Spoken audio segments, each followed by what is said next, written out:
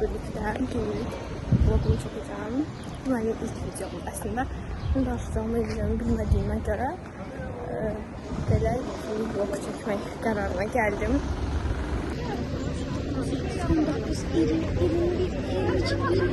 Ben gitmiştim kardeşimden bankamata pul çakmağa.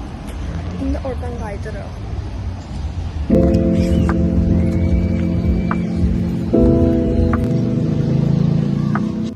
Ne alacağımızı bilmeden ama girmişim o kadar nasıl almağa. Yani nasıl almağa ama bilmem almağa. Demek bayağı video çekmeyi unuttuğuma göre indi çekiyorum. Ben Padrugamla gelmişim çekmeye. Yani o gelmişim. Ben de olmaya gelmişim.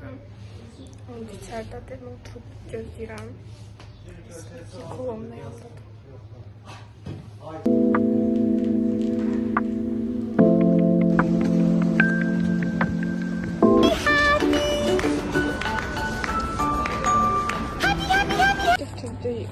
Dönerleri yine de geldi kola almaya. Kola almak istiyorum. Böyle. Kolamın içinde az kaldı diye aldım. Tekrar gösterebilirim.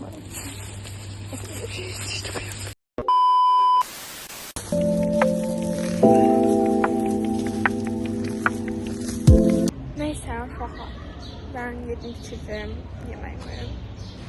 Kolamda içtim. İndi kolamın içine ne kadar kaldığını göstereceğim size. Böyle bir şey kaldı. Neyse böyle. Yani günün artık ikinci kolasından ben bitirəm. Həqiqətən kolanı çok sevirəm.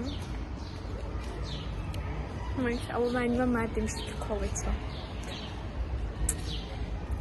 Yani bu arada beni tanıyanlar demək olar ki bilir ki, bir çox yönü ki mən tanıyanların hamısı mən görəndə mənim müəlliməm yadlarına düşür. Müəlliməm var, yəni həqiqətən çox sevirəm. Yəni mən bu artıq ona keçirəm. 9 məktəbə qədər hazırlanan bir yerdə olsun 10 il falan da 10 il falan ki məktəbə gedirəm. Amma ki mən heç bir yerində olsun müəlliməm, yəni bu qədər istəməmişəm, heç istəməmişəm də, yəni ki ay müəlliməm falan demək istəməmişəm. Yəni həqiqətən çox sevirəm müəlliməmi. Magazine girib yenə də biskolata ilə Oreo almışam. Neyse, bir magazine geçirdim. Neyse, indi girirəm evə. Belki sonra magazine çıxdım.